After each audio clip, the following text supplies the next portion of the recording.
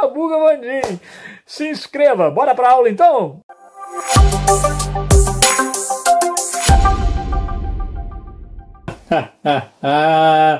Muito bem.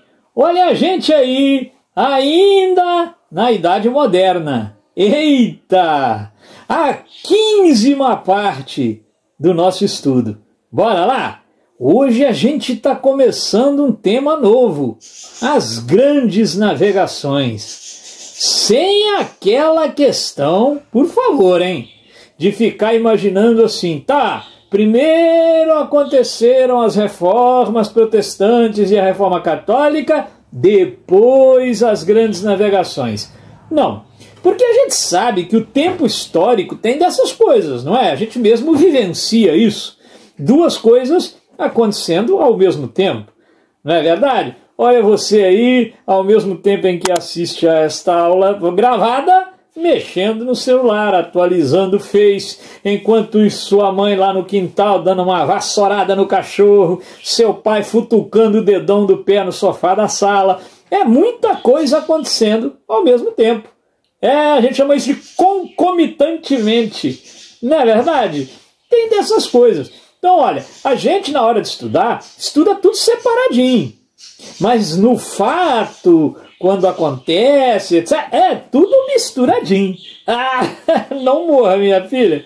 Bora lá então? Estamos começando a falar das grandes navegações. Então, estão aí nesse contexto de mudança de mundo medieval para mundo moderno. Agora, uma coisa é certa, precisamos passar primeiro pelos estados nacionais para depois sairmos navegando o Atlântico.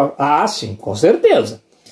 Precisamos primeiro ter o rei absolutista consolidado, definindo lá aquelas regras chamadas mercantilismo, para depois sair navegando? Aí sim, com certeza. Beleza? Então, ó, o que a gente chama de grandes navegações? Porque se tem grandes, tem que ter pequena, hein? Não morra, minha filha.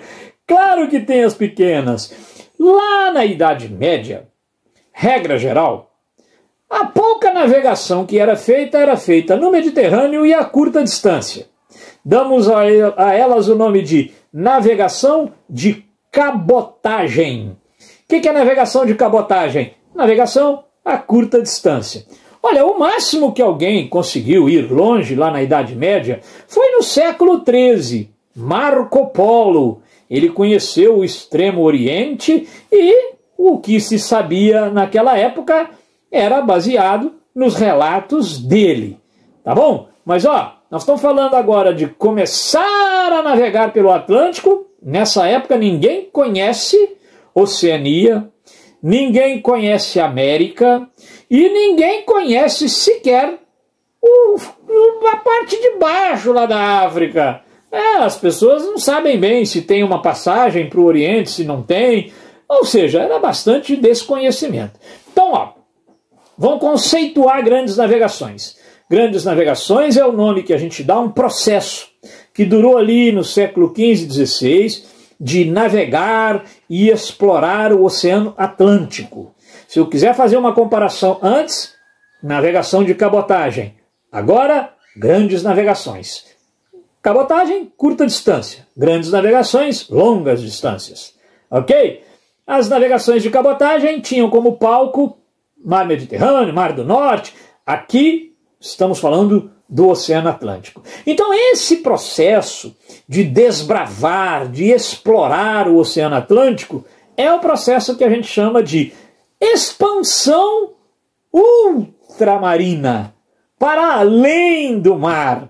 E isso ajudou o quê? A ampliar a cosmovisão dos europeus. Imagina que o europeu achava que se fosse navegando, caía. Achavam que caía. Então vai mudar muito a cosmovisão, não vai? Vai ampliar. E embora hoje em dia tem gente aí querendo que, né, terra plana, essas coisas, não é? Tem dessas coisas por aí, com todo respeito, mas só que não. Então, olha, a gente sabe que isso ampliou os horizontes, a cosmovisão, o poder. Isso, pô, deu maior grau aí para a Europa, né? A tal ponto que daqui a algumas aulas nós vamos estar criticando o eurocentrismo, a arrogância europeia de ficar descobrindo coisas que sempre tiveram dono. Não é verdade? Maravilha! Então, ó, na nossa lousa digital interativa, a gente já sacou que entendeu o que são, o que foram as grandes navegações, ou a expansão ultramarina. Tranquilo? Agora, e o contexto? E a época? Como é que rolava lá? Beleza, você pode falar que o contexto é do início da modernidade. Você pode ser mais precisa e falar séculos XV e XVI, nada contra. Mas é bom que você saiba que, neste contexto, a América ainda não era conhecida, tanto que ela vai ser chamada de o Novo Mundo. Você lembra toda aquela questão, mais para frente a gente vai ver, você lembra que quando Cristóvão Colombo chegou à América, ele pensou que estava chegando às Índias? Não é? Porque ninguém calculava que tivesse um continente ali no meio do caminho. Então é nesse contexto. Ou seja, eu estou tentando ajudar você a perceber que na época das grandes navegações, a noção de mundo ainda era uma noção muito tímida, muito acanhada, se comparada à noção que a gente tem do mundo hoje. Tá legal? Também é uma época de medos, mitos, fantasias, imprecisões. Pô, a gente quando vai dar uma olhada numa gravura aí que traz um mapa daquela época, a gente dá umas risadas e tal. É natural que os mapas fossem bastante imprecisos. Achavam que os oceanos eram povoados de monstros, hein? Monstros, criaturas marinhas, aquelas coisas, sabe como que é? Essas coisas absurdas, serpentes, sereias, o Kraken, o Godzilla, o homem castanha, a mulher melão, e o homem berinjela, e os polar, Papai Noel, essas coisas todas que despertam pavor, Luan Santana. Então, na época achavam que os oceanos eram assim, cheio de criatura esquisita, entendeu? Muito medo, claro que dava. Eu fico comparando sempre as viagens dos pioneiros à viagem dos primeiros que foram à Lua. Os caras, quando foram à Lua, em 1969, eles deixaram depoimentos gravados para as famílias despedindo-se, porque era muita gente achando que aquilo ali não ia dar certo, até dentro da própria agência espacial. Então esses caras que saíram também navegando para testar se caía mesmo, pô, esses caras foram muito corajosos, ok? Então pronto, é bom saber dessa época de mitos, de fantasias, de imprecisões. Saber que a Europa, nessa época, ela ainda não se recuperou da crise do século XIV. Lembra que quando você estudava a crise do século XIV, fome, peste, guerra, você falava de esgotamento do solo, você falava que as monarquias estavam ali surgindo, Baixa Idade Média, e que os reis, desesperados porque não encontravam mais ouro e prata em seu território, começaram a cunhar moedas com metais menos nobres, o que obviamente desvalorizava as suas moedas. Então era urgente a missão de encontrar metais preciosos. Vai ser esse, aliás, o grande motivador, a mola mestra das grandes navegações. Encontrar metais preciosos. Então não fica pensando que solo esgotado, no século XIV, lá na Europa, era só solo esgotado para a agricultura. Não, era também da falta de metais preciosos que a gente estava falando. E é bom lembrar que no finalzinho da Idade Média, os turcos tomaram Constantinopla, pondo fim ao Império Bizantino.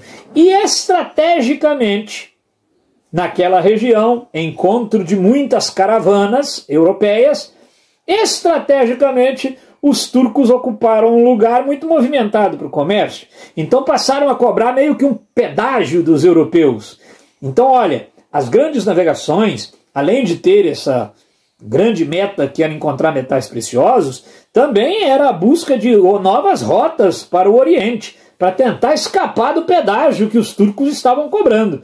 Então essa coisa das especiarias, que eles buscavam, buscavam novas rotas para chegar ao Oriente, onde tinha as especiarias. Maravilha? Então isso é um pouquinho do contexto aí das grandes navegações. Lembrando que as grandes navegações tiveram uma dinâmica. No no geral, funciona assim. Pode ser que um outro caso dê aquela variadazinha, mas no geral, a gente pode afirmar a seguinte fórmula: o rei, monarca, absolutista, monarquia centralizada, ele é o que organiza. Mas ele, no início do processo, ainda não tem grana para financiar. A burguesia tem a grana. Então, meio que o rei organiza, a burguesia financia, claro, ela disponibiliza esses recursos ao rei, para que o rei possa organizar as grandes navegações, e o clero, a igreja, né, abençoa, dá a justificativa, tira um pouco de culpa. Não, por exemplo, na época da descoberta da América, não, pode matar índio aí, que eles não têm alma mesmo. Então isso dá um alívio danado, né? Não, pode escravizar o africano, sim, ele é um bicho, ele nem dor sente, não tem consciência. Que alívio para a consciência europeia, não é verdade? Então, olha, as grandes navegações são o resultado daquela mesma aliança que proporcionou o surgimento dos estados absolutistas. É ali burguesia, rei, clero, cada um visando seus interesses.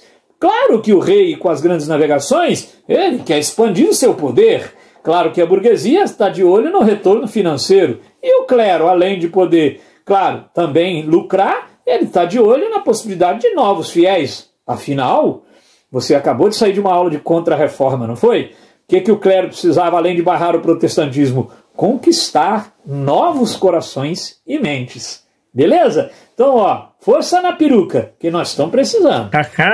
Terminou de assistir? Gostou? Nem doeu, né? Então agora vai lá, se inscreva no nosso canal, espalhe a boa nova, vira e mexe, tem um vídeo novo por aqui. Se não tiver também, não te devo nenhuma satisfação, mas vai entrando aí que aparecem as coisas, tranquilo? Não passa aperto com história, não. Vem pro Sabuga Vandim, que aqui a gente sabuga. Se não for história, vai ter aqui. Se não for, a gente inventa pra ter aqui também. Abração, hein? Deixa o seu like aí, inscreva-se.